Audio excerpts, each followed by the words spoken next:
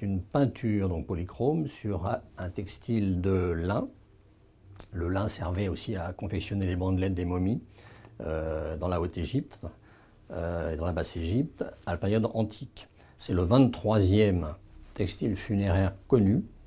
Il est de la 18e dynastie, c'est-à-dire, on peut dire, la plus grande période, la plus faste de la production artistique de l'Égypte antique.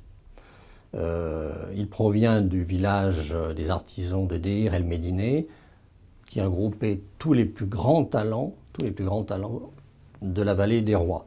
La fonction de ces objets est un peu l'équivalent d'une stèle égyptienne. C'est-à-dire que pour un Égyptien antique, vivre dans l'au-delà nécessitait forcément un support matériel, d'où la momification.